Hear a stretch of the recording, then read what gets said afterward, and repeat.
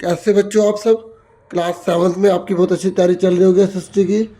तो थोड़ी सी मैं भी आपकी हेल्प कर दूं, आपको यहाँ पर रिवाइज करा दूं। यहाँ पर आपको 4 चैप्टर्स के अराउंड रिवाइज करवाए जा रहे हैं। और टाइम मिलेगा तो और भी आपके लिए वीडियोस लेकर आऊँगा। आप प्लेलिस्ट जरूर देख लेना, उसमें बहुत सी वीडियोस बना रखी है। और अब स्टार्ट करते हैं फटाफट। सबसे पहले हमारा चैप्टर है पर्यावरण। अगर आपसे पूछ ले कि पर्यावरण या एनवायरमेंट किसे कहते हैं तो आप क्या बताओगे? बोलोगे जो हमारे चारों ओर का वातावरण होता है ना, which is in our surrounding is called environment. जो भी हमारे चारों ओर है उसे एनवायरमेंट कहते हैं। Which is in our surrounding is called our environment. ठीक है, ब्रीफली बताऊंगा, ध्यान से सुनना, समरी में समझाऊंगा। अगर एग्जाम में क्वेश्चन आ जाए कि पर्यावरण के घटक कौन से हैं, अगर आपसे पूछेगा कि जो कंपोनेंट है ना ऑफ एनवायरमेंट के वो कौन से हैं, तो एक होता है नेचुरल, एक होता है ह्यूमन मेड, एक होता है ह्यूमन खुद। तो 3 होते हैं। अगर एग्जाम में पूछ लेगा ना पर्यावरण के घटक कौन से हैं एमसीक्यू में, तो 1 2 3 ये 3 होते हैं। और चौथे वाला बोलेगा कि तीनों, तो तीनों होते हैं। अगर आपसे पूछेगा कि जो नेचुरल है ना, नेचुरल में क्या क्या आता है, तो एक आता है एयर, जिसे बोलते हैं एटमोस्फेयर। अगर एग्जाम में डेफिनेशन पूछ ले एटमोस्फेयर किसे कहते हैं, the air in our surrounding, that is atmosphere. The water in our surrounding is called hydrosphere. जो वाटर है ना वो हाइड्रोस्फीयर, जलमंडल। अगर आपसे पूछेगा जलमंडल में क्या क्या आता है, बताओ जलमंडल में क्या क्या आता है, क्योंकि उसी को घुमा के पूछ देगा। जलमंडल में आप बता देना सर, जलमंडल में नदियां आती है, तालाब आते हैं, पोंड आते हैं, रिवर आती है, ठीक है, लेक्स आती हैं। और वायुमंडल में आपसे क्या पूछेगा, तो वायुमंडल में तो एटमोस्फेयर बताओगे, और वायुमंडल में आप सारी लेयर बता दोगे। ठीक है, ये जो आपका सेकंड, ये जो चैप्टर है आपका, दिखाता हूँ एक बार। ये देखो, जब आपसे वायुमंडल के बारे में पूछेगा डीपली, तो आप ये पूरी लेयर बताओगे। ठीक है, ये जो होती है, ठीक है, वायुमंडल में ये सारी आपको लेयर्स याद करनी है। अगर आपको ये समझ नहीं आ रहा है पिक्चर तो आपकी बुक होगी, नहीं तो ये देखो, वायुमंडल 5 होती है, वायुमंडल की परतें 5, इंग्लिश में देखो 5 लेयर होती हैं, 5 लेयर। पहली troposphere, stratosphere, mesosphere, thermosphere, exosphere. Line से लगाने को दे सकता है। ये देखो यहाँ से स्टार्ट होती है। ठीक है, ये देखो यहाँ पर माउंट एवरेस्ट है। एरोप्लेन हम कहाँ उड़ा सकते हैं, देख लो, ट्रोपोस्फेयर के ऊपर इसमें। ठीक है, ये ऐसे डीपली पूछता है क्वेश्चन, समझे मेरी बात। ये देख सकते हो आप, माउंट एवरेस्ट कहाँ पर है, चाइना में, नेपाल में, पाकिस्तान में, भारत में, कहाँ पर है, नेपाल में। कहाँ पर है, नेपाल में। हाँ है ना। ठीक है, हवाई जहाज ये कौन से मंडल में है। अब देखो थोड़ा और डीपली पूछेगा तो सौरमंडल जिसमें हम है, ये कहाँ तक है, 13 किलोमीटर तक, जिसमें जीवन है। ठीक है, समताप मंडल 50 किलोमीटर। ठीक है, मध्यमंडल 80 किलोमीटर, वायुमंडल 80 से 400 किलोमीटर। ये डीपली आपको पता होना चाहिए।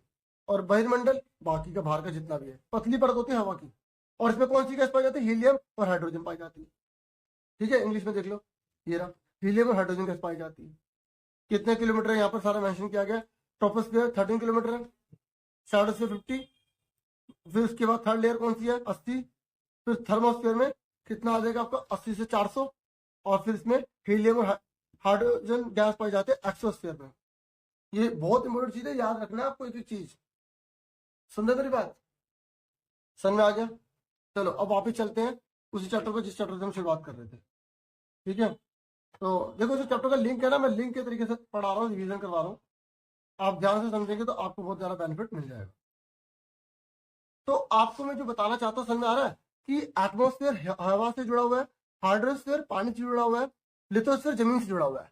अब जमीन पर क्या क्या होता है बता सकते हो, जमीन पर क्या क्या होता है, सड़क होती है, ठीक है, पहाड़ होते हैं, मैदान होते हैं, हाँ या ना, होते नहीं होते डियर। तो इस तरीके से। और अगर पूछेगा बायोस्फीयर क्या है, अगर आपसे पूछेगा जैवमंडल क्या है, इन तीनों को टोटल कर दोगे तो उसे बोलेंगे जैवमंडल। अगर आपसे डेफिनेशन पूछ ले कि बायोस्फीयर क्या, आपको नहीं पता, आप इन तीनों को प्लस लिख दो, lithosphere plus atmosphere plus hydrosphere is equal to biosphere. तीनों का टोटल होगा तो बायोस्फीयर बनेगा। ये नेचुरल थे, क्या थे, नेचुरल थे। ठीक है, उसके बाद आ जाओ ह्यूमन मेड, इंसान ने क्या क्या बनाया। भाई इंसान ने क्या क्या बनाया, अब इंसान ने इन तीनों पे चीजें चलने वाली बनाई है। बता दो, building, park, bridge, road, monuments, industries, Hindi में देख लो सड़क, पुल वगैरह, बांध वगैरह, हाँ है ना। अब इंसान क्या है अपने आप में, इंसान भी तो पर्यावरण का घटक है। इंसान ने क्या करा, एक अकेला व्यक्ति हो गया, फिर उसका परिवार हो गया, थोड़ा बड़ा हो तो समुदाय बन गया, फिर धर्म, शैक्षिक, शिक्षा, एजुकेशन, आर्थिक और पॉलिटिकल, ये कैसे देश को चलाना, ये सारे ह्यूमन के कंपोनेंट हैं।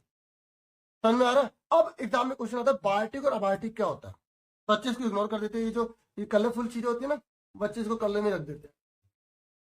अब बायोटिक मतलब होते हैं जो जिंदा होते हैं, बस इतना रख लो। अबायोटिक जो जिंदा नहीं होते, लेकिन दोनों नेचुरल होते हैं। बायोटिक में कौन आएंगे? प्लांट और एनिमल आएंगे। अबायोटिक में लैंड आएगी, ठीक है, लैंड आएगी, इसमें और भी बहुत सारी चीजें आएंगी। जैसे आप बता सकते हो इसमें फॉरेस्ट बोल सकते हो, फॉरेस्ट, ठीक है। और रोग लिख दो। अब फॉरेस्ट के अंदर अगर जीव जंतु है, पेड़ पौधे, तो जिंदा हो गए, है ना। तो आप इसका एग्जाम्पल लिखो ही मत, जो कंफ्यूजन वाला हो, ठीक है, क्योंकि उसमें फॉरेस्ट के अंदर हमें क्या बहुत सारी चीजें दिखाई देती हैं। जैसे हमें जमीन दिखाई देती है, तो वो क्या हो गई? अबायोटिक में हो गई, तो लैंड का एग्जाम्पल ही हो जाएगा। तो इसलिए इसका एग्जाम्पल आप रोक लिख दो, लैंड लिख दो, वाटर लिख दो, सोयल लिख दो, इस तरीके से, ठीक है, अबायोटिक में हो जाएगा। तो मैंने आपको एनवायरमेंट बता दी, आपको ये वाला बता दिया। अब आ जाओ लिथोस्फीयर। देखो वही चीज दोबारा से बता रहे हैं, ये लिथोस्फीयर। अगर एग्जाम में डेफिनेशन आ जाए लिथोस्फीयर क्या है, तो लिथोस्फीयर आप बताओगे जो हार्ड होती है लेयर, जो धरती की हार्ड लेयर होती है और टॉप लेयर होती है, उसे लिथोस्फीयर कहते हैं। अब हिंदी में एक बार देख लो, जीवीय और अजीवीय क्या है। जीवीय मतलब जो जिंदा होते हैं, जैसे पौधे हो गए, जीव जंतु हो गए। अजीवीय जो जिंदा नहीं होते, जैसे स्थल हो गया, मिट्टी हो गई, पानी हो गया, ठीक है। अब अगर आपसे पूछेगा कि स्थल मंडल किसे कहते हैं, तो बोलोगे जो पृथ्वी की ठोस कठोर परत होती है ना, पूरा पूरा मत लिखो, मेन पृथ्वी की जो ठोस परत होती है, जो ऊपर की परत होती है, उसे स्थल मंडल कहते हैं, जिसमें खनिज, चट्टान, मिट्टी वगैरह पाई जाती है। हाँ या ना। और ये पिक्चर देख लो, ध्यान से देख लो, ये देखो, ये जलमंडल हो गया, ये स्थल मंडल हो गया, ये वायुमंडल, तीनों को मिला तो जयमंडल। ये मैंने आपको बताया ना, बस पर यहीं पर बहुत सी चीज बता दी इसमें, ठीक है। और उसके बाद आगे देखो, ये जलमंडल, जल के क्षेत्र को जलमंडल कहते हैं। अगर आपसे पूछेगा कि हाइड्रोस्फीयर किसे कहते हैं, जहां पर डोमेन ऑफ वाटर होता है, जो डोमेन ऑफ वाटर होता है, हाँ है ना। फिर अगर आपसे पूछेगा वायुमंडल किसे कहते हैं, तो बोलोगे पृथ्वी की जो चारों फैली हवा है, जो पतली परत है हवा की, उसे वायुमंडल कहते हैं। ये लिखा था। एटमोस्फेयर क्या होता है? पतली हवा की जो परत है चारों ओर, उसे हम एटमोस्फेयर कहते हैं, ठीक है ना। समझ में आ रहा है ना? एक बार दोबारा से बता रहा हूँ ताकि एक बार में याद हो जाए, ठीक है। और जयमंडल किसे कहते हैं? जिसमें पौधे और जीव जंतु रहते हैं, जहां पर जीवन है, जहां पर जीवन है, उसे हम, पृथ्वी के उस एरिया को हम जयमंडल कहते हैं। और अच्छे से बताओगे तो बताओगे जहां स्थल, जल और वायु मिल जाती है और जीवन संभव होता है, उसे हम जयमंडल कहते हैं, ठीक है। इंग्लिश में देखो, अगर आपसे पूछेगा बायोस्फीयर किसे कहते हैं, तो आप क्या बताओगे? बोलोगे जहाँ लैंड, वाटर और एयर इंटरेक्ट होते हैं, जहाँ लैंड, वाटर और एयर इंटरेक्ट होते हैं और लाइफ को सपोर्ट करते हैं, उसे हम बायोस्फीयर कहते हैं। सिंपल लैंग्वेज में। अगर एग्जाम में आ जाए इकोसिस्टम किसे कहते हैं, पता है इकोसिस्टम किसे कहते हैं? ये एग्जाम में आ रहा था, पारितंत्र किसे कहते हैं, ये लिखा हुआ है, परिभाषा पूछ लेगा, परिभाषा लिखेगा, आपसे एग्जाम में पूछ लेगा। तो पारितंत्र का मतलब होता है जिसमें जीव एक दूसरे पर निर्भर होते हैं, जिसमें जैव और जैव दोनों होते हैं और जीवन को संभव बनाते हैं। सिंपल लैंग्वेज में याद रख लो, इकोसिस्टम किसे कहते हैं? एक ऐसा सिस्टम जिसमें लिविंग और नॉन लिविंग थिंग अट्रैक्ट होती है, इंटरेक्ट होती है, वर्क करती है, ठीक है, और लाइफ को पॉसिबल बनाती है, लाइफ को पॉसिबल बनाती है, उसे हम क्या बोलते हैं? इकोसिस्टम कहते हैं। अब सबसे इंपॉर्टेंट चीज में आ जाता है बार्टर सिस्टम क्या होता है। अगर आपसे पूछेगा बार्टर सिस्टम क्या होता है, अगर आपसे पूछेगा वस्तु विनिमय क्या है, वस्तु विनिमय, आप बताओगे जो वस्तु के बदले वस्तु ली और दी जाती है, उसे वस्तु विनिमय कहते हैं, उसे वस्तु विनिमय पद्धति कहते हैं। When goods are exchanged for goods, when goods are exchanged for goods, जैसे आपने, ये मोबाइल है, इस मोबाइल को किसी को दे दिया, बदले में से पेन ले लिया, तो आप वस्तु के बदले वस्तु ले और दे रहे हो ना, तो उसे बोलेंगे वस्तु विनिमय। ये लिखा, वस्तु विनिमय में पैसे का इस्तेमाल नहीं होता, ठीक है, ये लिखा, बार्टर सिस्टम में पैसे का इस्तेमाल नहीं होता। ऐसा सिस्टम जिसमें ट्रेड तो होता है लेकिन पैसे का इस्तेमाल नहीं होता। समझ में आ गई? क्लियर हो गया? और इंसान पर्यावरण को कैसे नुकसान पहुंचाता है बता दोगे? इंसान पर्यावरण को कैसे नुकसान, पोल्यूशन फैलाता है, अन्य प्रकार की, मतलब पेड़ों को काटता चला जा रहा है, पोल्यूशन फैलाता चला जा रहा है। जैसे क्वेश्चन आ गया कि इंसान ने पर्यावरण को बदल दिया, तो कैसे बदल दिया है, तो आप बोलोगे इंसान जैसे जैसे डेवलप हुआ है, उसने स्किल डेवलप किया, एजुकेशन डेवलप किया, ठीक है, उसने क्या करा, अपने एनवायरमेंट में बहुत से पेड़ों को काट दिया है, बिल्डिंग्स वगैरह लगा दिए एजुकेशन की वजह से, और लालच की वजह से इंसान ने बहुत सी चीजें अपना बना के लिखना। और फिर अगर ये पूछे पौधे और जानवर एक दूसरे पर निर्भर क्यों है, देखो अगर आ जाए प्लांट और एनिमल एक दूसरे पर डिपेंड कैसे हैं, तो पौधे जीव जंतु एक दूसरे पर कैसे निर्भर है बता दोगे कि पौधे द्वारा जो बना हुआ मतलब सामान होता है, ये जो चीजें होती है वो जानवर यूज करते हैं, और जानवर द्वारा जो वेस्ट मटेरियल होता है या बहुत सी चीजें होती है वो पौधे इस्तेमाल करते हैं, इसलिए एक दूसरे पर निर्भर होते हैं।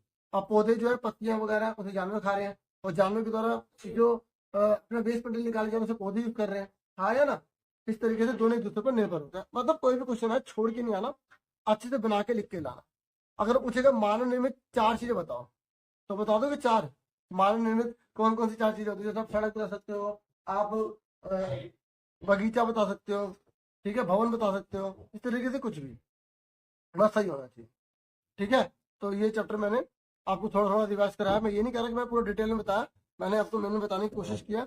अब अगले चैप्टर देखते हैं। देखो अगर एग्जाम में बोलेगा कि अर्थ की वो कौन सी लेयर है जिसने कंबल की तरह सबको ओढ़ रखा है, तो उसे हम बोलते हैं एटमोस्फेयर। ये लाइन लिखे आएगी तो आपको इसका आंसर बताना पड़ेगा। पूछेगा एटमोस्फेयर किसे कहते हैं, हम पहले भी डिस्कस कर चुके, वो लिख दो या आप ये लिख देना। तो ये लाइन बहुत बार लिखी हुई है कि हमारी पृथ्वी के चारों ओर से वायु की घनी चादर से जो घिरी होती है उसे क्या बोलते हैं, वायुमंडल। क्या आपको पता होना चाहिए नाइट्रोजन कितने परसेंट है, 78% है, ऑक्सीजन 21% है, आर्गन 0.93 है, और कार्बन डाइऑक्साइड 0.03% है। ये आपको याद रखना। सबसे ज्यादा कौन सी गैस पाई जाती है हमारे पर्यावरण में, नाइट्रोजन गैस।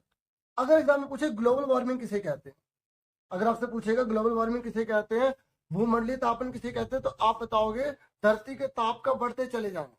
जब धरती का टेम्परेचर इंक्रीज होता है, temperature of earth is increasing, that is called global warming, ठीक है। अगर आपसे पूछे ग्लोबल वार्मिंग किसकी वजह से होती है, तो आप बताओगे CO2, कार्बन डाइऑक्साइड की, ठीक है।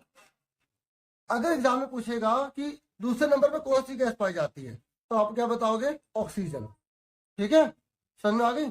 और कार्बन डाइऑक्साइड गैस बहुत ज्यादा महत्वपूर्ण है क्योंकि ये धरती को गर्म करने में मदद करती है, लेकिन ज्यादा गर्म हो जाएगा तो नुकसान कर देगा, क्योंकि ग्लोबल वार्मिंग होगी और इससे क्या होगा, ग्लेशियर पिघल जाएंगे, और ग्लेशियर पिघल जाएंगे तो बहुत से देश पानी में डूब जाएंगे। अगर एग्जाम से आपसे पूछेगा ग्लोबल वार्मिंग के नुकसान बताओ, तो बता दो ना, धरती का ताप बढ़ता चला जाएगा, ठीक है, अनेक प्रकार की समस्या पैदा हो जाएंगी। जहाँ पानी होगा, ठीक है, जब बारिश होगी वहाँ बारिश में होना बंद हो जाएगी, क्योंकि जहाँ ग्लेशियर है वो पिघलने लग जाएंगे, बना बना के लिख दोगे। अगर कार्बन डाइऑक्साइड बढ़ती चली जाएगी तो बहुत ज्यादा नुकसान हो जाएगा। अब ये मैं आपको ऑलरेडी बता चुका हूँ, ठीक है, ये तो मैंने समझाया ना, तो इसलिए मैंने बता दी समझ में। और ये आपको मैं बता चुका हूँ एटमॉस्फेयर की 5 लेयर, तो आपको याद होनी चाहिए। पहली कौन सी होती है, सौरमंडल, फिर समताप मंडल, मध्य मंडल, वायुमंडल, फिर बहिर्मंडल। ये लाइन से लगाने को आएगी, आप कर दोगे ना लाइन से लगाने को, ठीक है। कितने किलोमीटर MCQ में आएगा बता दोगे ना। अब सबसे इम्पोर्टेंट क्वेश्चन है, मौसम और जलवायु में क्या अंतर है। देखो मौसम दिन प्रतिदिन होने वाली घटना, बोलेगे हमारे पर्यावरण में जो दिन प्रतिदिन होने वाली जो घटना है उसे मौसम कहते हैं। और जलवायु बोलोगे लगभग 30 वर्ष का औसत मौसम, 30 वर्ष का औसत मौसम जो होता है वो जलवायु कहलाता है, सिंपल लैंग्वेज में। अगर आपसे पूछेगा वेदर किसे कहते हैं, तो बोलोगे day to day change in our surrounding, in our environment is called weather. और अगर क्लाइमेट पूछेगा तो बोलोगे average 30 years weather is called climate. Climate 30 साल का एवरेज होता है लगभग, जबकि वेदर जो होता है वो, जैसे अभी सुबह सुबह ठंड लग रही थी, दोपहर को गर्मी लगने लग गई, तो ये वेदर है जो बार बार बदलता रहता है। उसके बाद देखो अगर एग्जाम में क्वेश्चन आ जाए, मोस्ट इम्पोर्टेंट क्वेश्चन 5 नंबर में आ जाता है कि मौसम हो या जलवायु हो, इसको कौन प्रभावित करता है। मतलब आप देखो कुछ इलाके ऐसे होते हैं पूरा साल सर्दी वाले रहते हैं, कुछ इलाके ऐसे होते हैं पूरा साल गर्मी रहती है। जैसे केरल में चले जाओ गर्मी रहेगी, जम्मू कश्मीर में चले जाओ वहां ठंड रहेगी। आखिर कौन से कारण है जिसकी वजह से गर्मी या सर्दी अलग अलग जगह पे अलग अलग होती है। तो पहला होता है तापमान कैसा है वहां पर। देखो तापमान मोस्ट इम्पोर्टेंट है, एक महत्वपूर्ण कारक है जो तापमान के वितरण को प्रभावित करता है। सूर्य से आने वाली वह ऊर्जा जिसे पृथ्वी रोक लेती है आत्मन कहलाती है। बहुत इंपॉर्टेंट चीज है, बच्चे आत्मन को, इंसोलेशन को भूल जाते हैं। तो इंसोलेशन क्या होता है, जो सोलर एनर्जी आती है ना जो पृथ्वी रोक लेती है उसे इंसोलेशन कहते हैं, ठीक है। तो अगर आपसे पूछेगा कि वेदर और क्लाइमेट को प्रभावित करने वाले कौन से कारक है, तो आप बताओगे एक टेम्परेचर है, उसमें आप इंसोलेशन बता देना, ठीक है। आप एयर प्रेशर बता देना, आप विंड बता देना, अब देखो ये जो है ना, इसमें डीपली पूछेगा तो वो तो अब आपको खुद पढ़ना पड़ेगा, ठीक है। और ये देखो यहाँ पर अगर कुछ चीज हमें काम की मिल जाए तो एस्ट्रोनॉट जो होते हैं वो स्पेशल प्रोटेक्टिव स्पेस सूट पहनते हैं, क्योंकि उस समय हवा का बहुत ज्यादा प्रेशर होता है ना, तो उससे बचने के लिए, ठीक है। नहीं तो उनकी नसें को ज्यादा इफेक्ट पड़ेगा और वो फट भी सकती है, ठीक है। और अब ये सुनो, ये देखो ये तो मैंने बता दिया। अगर आपसे पूछेगा तापमान, आतपन, वायुदाब, पवन, ये किसके कारक है? जलवायु और मौसम को प्रभावित करने वाले कारक हैं। और अब सबसे इम्पोर्टेंट पवन, जो पवन है ना, जो पवन पता है किसे कहते हैं? देखो एक होता है वायु, एक होता है पवन। जो बहती हवा होती है ना वो पवन होती है। उच्च दाब क्षेत्र में निम्न दाब क्षेत्र की और वायु की गति को पवन कहते हैं, ये याद रखना। हाई प्रेशर से लो प्रेशर की तरफ जाती है उसे पवन कहते हैं। ये बच्चे ना सही से बताते हैं, the movement of air from high pressure area to low pressure area is called wind. जो बहती हवा होती है ना वो होती है विंड। और कैसे बहती है? हाई से लो की तरफ बहती है। सिंपल सी बात है, हर चीज हाई से लो की तरफ जाएगी। अगर एक जगह बहुत ज्यादा भीड़ हो जाएगी तो लोग कम जहाँ पे भीड़ होगी वहां जाना चाहेंगे ना, वही होता है। और 3 प्रकार की आपको विंड याद रखनी है, ये मोस्ट मॉडल है। और ये पिक्चर आएगी तो आपको पूरा बताना होगा कौन सी जगह में क्या है। तो 3 प्रकार की लेयर जो याद कर लो, मतलब हवा में कौन कौन सी है। एक परमानेंट विंड, एक सीजनल विंड और एक लोकल विंड, ठीक है। ये अच्छे से पढ़ लेना, तीनों याद कर लो। अगर एक्सप्लेन नहीं कर पाएंगे तो आप पॉइंट याद कर लो, ठीक है। तो ये देखो, एक होती है स्थानीय पवने, मौसमी पवने और स्थानीय। वैसे तो आसान है। स्थानीय पवने कौन सी होती है? व्यापारिक पश्चिमी और पूर्वी पवने स्थायी पवने होती है। एग्जाम में पूछेगा कि व्यापारिक पवने और पूर्वी पवने को क्या बोलते हैं? स्थायी पवने कहते हैं। और मौसमी पवने जो होती है जो हमेशा दिशा बदलती रहती है। और स्थानीय पवने जो किसी एक विशेष जगह पे पाई जाती है, जैसे समुद्र से स्थल की ओर जा रही है, स्थल से समुद्र की ओर जा रही है। जैसे लू हो गई, लू, लू पता है ना लू किसे कहते हैं? जो गर्म हवा चलते हैं लू कहते हैं। जो गर्मियों में लू चलती है ना, लू, वो होते हैं लू, गर्म हवा। तो इंग्लिश में भी लू ही है। ये रहा लू। कहाँ बहती है? नॉर्थर्न प्लेन में, इंडिया के, ठीक है। उसके बाद देखो रेनफॉल कौन कौन से होते हैं। ये देखो आदत, ये भी कारण है। तापमान, मतलब अभी देखो सुनो, ये जो मैं आपको बता रहा हूँ मौसम और जलवायु, तो एक हो गया तापमान, एक हो गया वायुदाब, एक हो गया पवन, इनके अंदर के क्वेश्चन पूछ सकते हैं। और एक हो गया आर्द्रता। तो अगर बड़ा क्वेश्चन पूछेगा कि मौसम और जलवायु को प्रभावित करने वाले कारक कौन से हैं, तो आप 2-2 पॉइंट बता देना इसमें। नहीं तो किसी को अकेला पूछ सकता है। और ये आर्द्रता मतलब हवा के अंदर पानी कितना मौजूद है, ठीक है। तो इसमें आपको यह रहना, इसमें वर्षा के 3 प्रकार होते हैं, एक सामान्य वर्षा, पर्वतीय वर्षा और चक्रवाती वर्षा। ये इम्पोर्टेंट याद है। और जो जेट हवाई जहाज, आकाश में उड़ते हुए जेट हवाई जहाज अपने पीछे सफेद पर चिन्ह छोड़ते हैं, इनके ऐसा एक्चुअली में वो धुआं होता है, वो नमी से संगठित हो इकट्ठा हो जाता है। अगर पूछेगा ना कि सफेद धुआं क्यों छोड़ देते हैं, तो बोले वो धुआं संघनित हो जाता है और इसलिए हमें कुछ देर तक दिखाई देता है।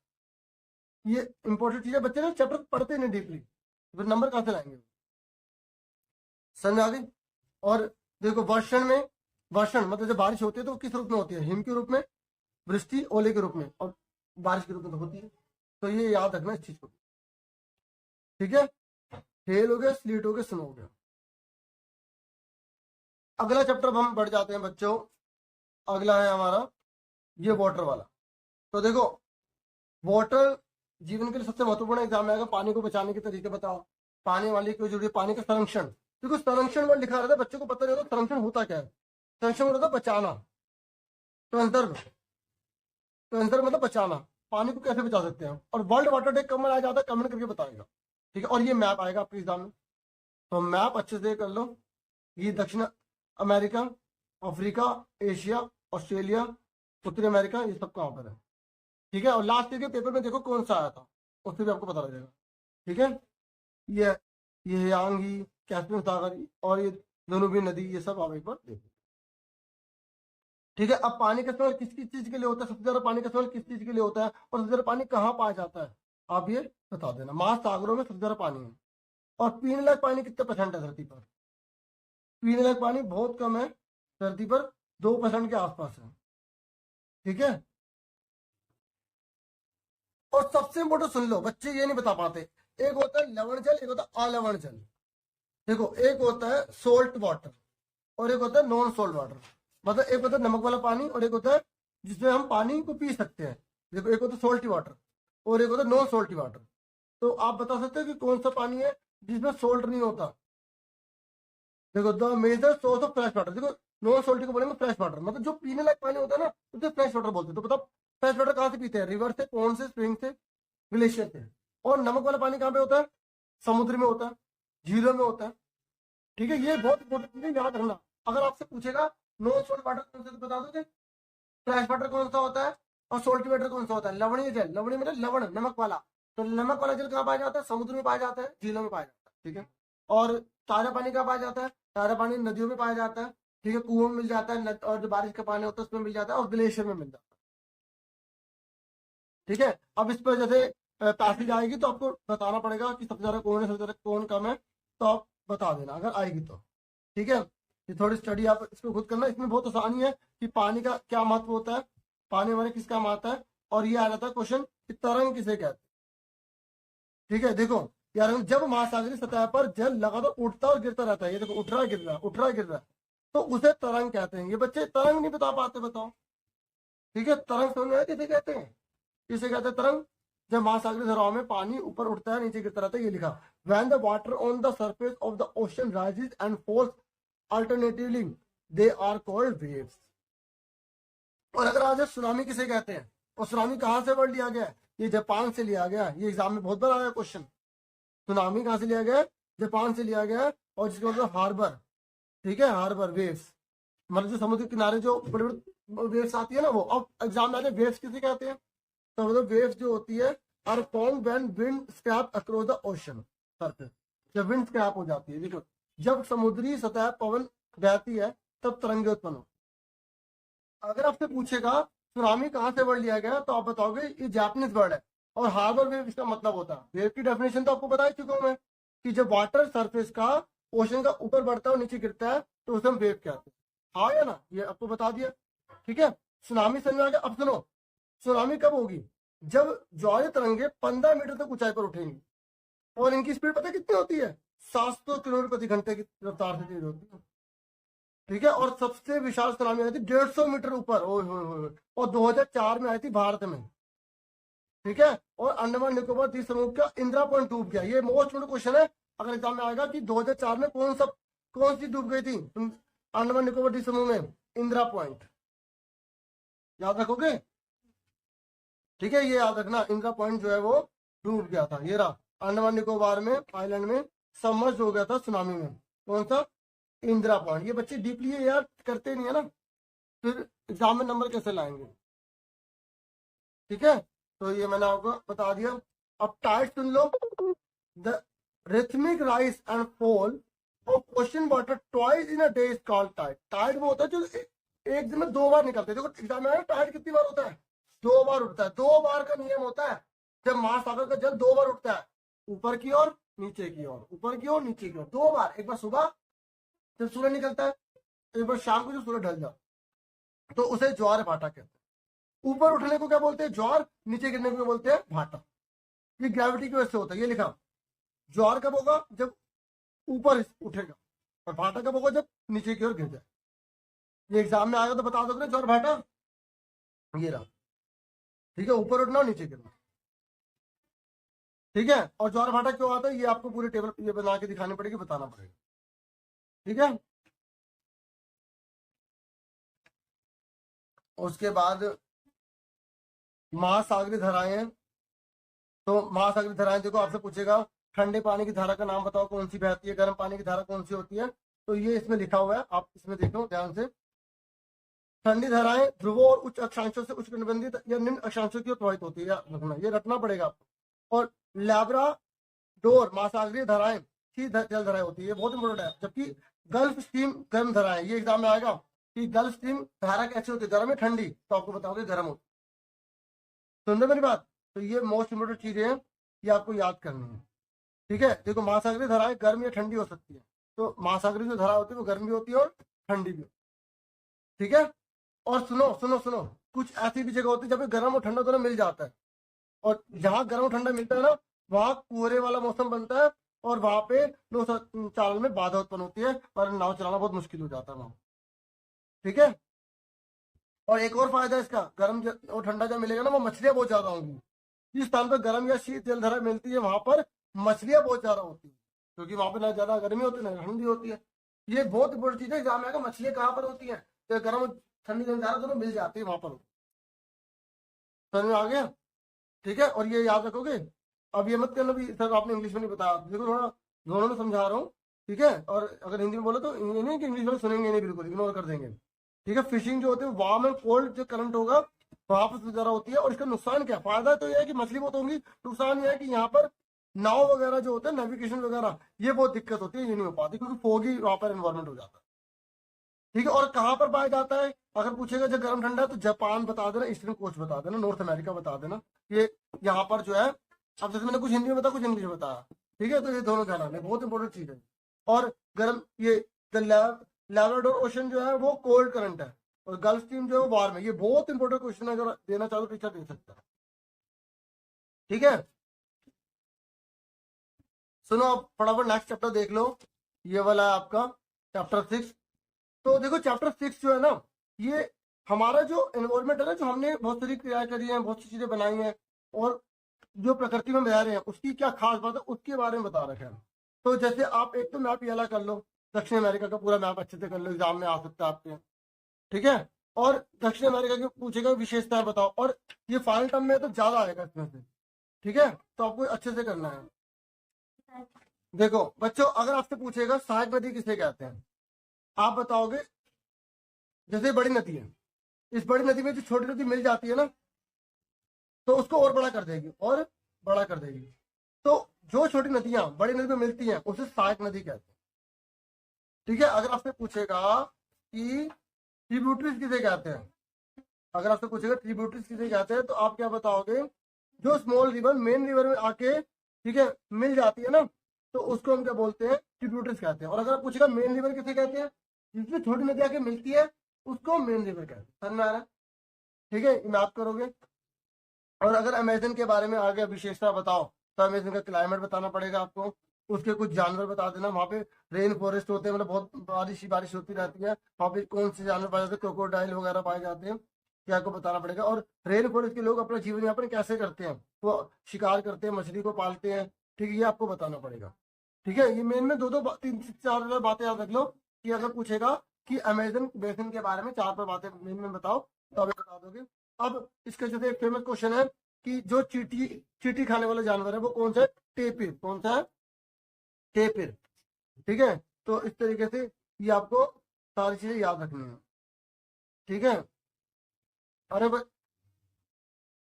देखो बच्चों एक इंपॉर्टेंट और चीज सुन लो, अगर आपसे पूछेगा कि स्लैश एंड बर्न क्या होता है, पता है क्या होता है स्लैश एंड बर्न? इसमें क्या होता है कि जो जंगल में जाने वाले जीव जंतु होते हैं ना, जंगल में रहने वाले जीव जंतु होते हैं, वो ना अपना एक जंगल का इलाका जलाते हैं। ठीक है, उस जलाने के बाद उसको साफ करके फिर वहां पे खेती करते हैं, फिर उसके बाद अगले इलाके में चले जाते हैं। तो इसको बोलेंगे कर्तन दहन प्रणाली, जिसमें कुछ इलाका जलाया जाता है, फिर साफ किया जाता है, फिर उसके बाद खेती की जाती है। इस तरीके से वो प्रक्रम चलता रहता है, चलता रहता है।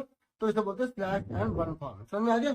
इसमें पहले इलाके को जलाया, फिर उसे साफ करके उस पर खेती करी, फिर आगे चले गए, ऐसे वो बदलते रहते हैं। ये देखो जल्दी दे रखा ना, ये देखो। पर इससे क्या होता है, वनों को विनाश हो जाता है, क्या होता है, जो जंगल होते हैं मेन कट जाते हैं। फिर ये भारत के बारे में कि गंगा ब्रह्मपुत्र बेसिन की खास बात क्या है, तो आपको जैसे अमेजन में कौन सी नदियां थी, आपको इसमें बताना पड़ेगा कौन कौन सी अमेजन की नदियां हैं।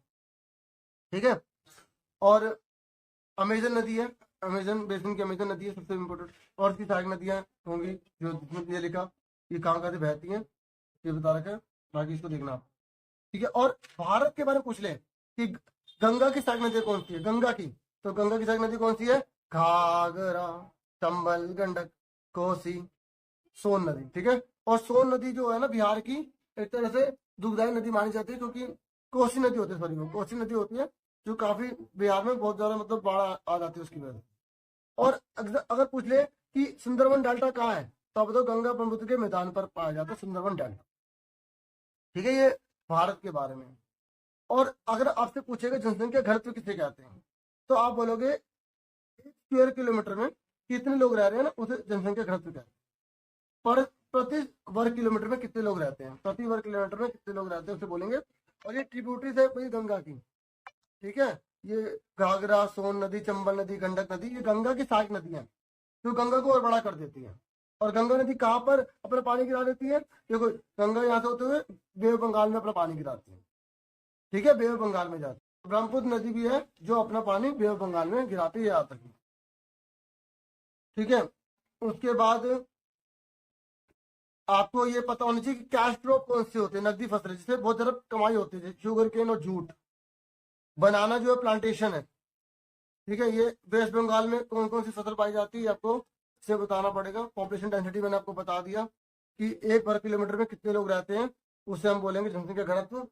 तो उत्तराखंड में कितने 189, क्योंकि पश्चिम बंगाल में 1029 है, बिहार में 1102। ये आपको याद होना चाहिए, एग्जाम में आपसे पूछ लेगा, ठीक है। सुंदरवन डेल्टा कब आ जाते हैं आप बता दो, बंगाल मतलब पश्चिम बंगाल में, ठीक है। और अगर आपसे पूछे कि अलग अलग चीज जानते हो अपने एनवायरमेंट को अलग अलग तरीके से कैसे अपना लेते हैं, क्योंकि वहाँ का एनवायरमेंट वैसा होता है, वहाँ की जलवायु, वहाँ का खान पान, वहाँ का व्यवहार, किस तरीके से वहाँ का रहन सहन, क्लाइमेट वगैरह वगैरह बता दो, ठीक है। अब गंगा ब्रह्मपुत्र के ऊपर लॉन्ग क्वेश्चन आएगा तो बता देना। अगर वो पूछेगा कि ताजमहल जो है वो किस नदी के किनारे पर है, तो यमुना नदी के किनारे पर है, ठीक है।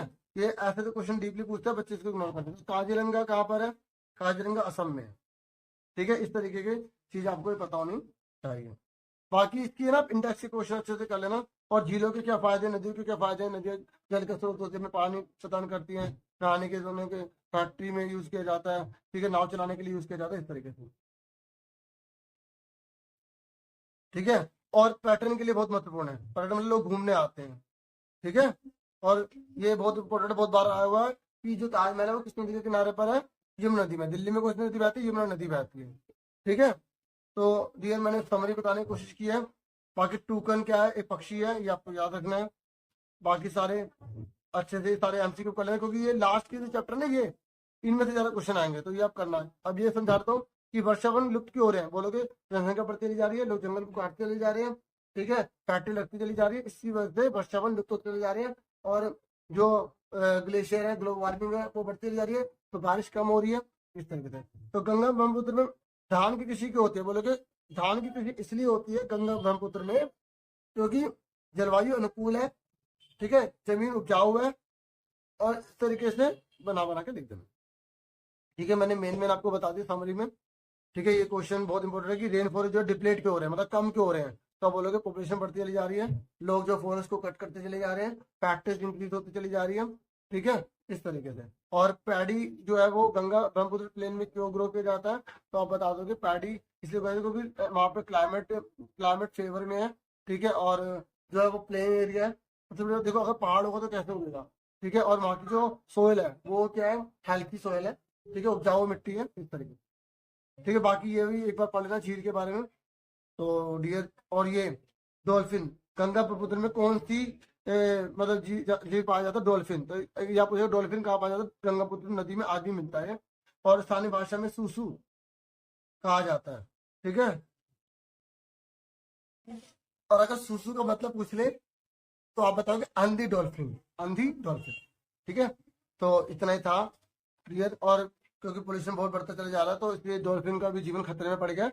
कोई भी क्वेश्चन बना बना के आप लिख देना कि जल प्रदूषण बहुत हो रहा है, किसी जीव जंतु का जीवन खतरे में पड़ता चला जा रहा है। तो डियर इतना ही था इस वीडियो में। तो मुझे पूरी उम्मीद है आपको वीडियो अच्छी लगी होगी। Thank you for watching and listening carefully. Take care dear student.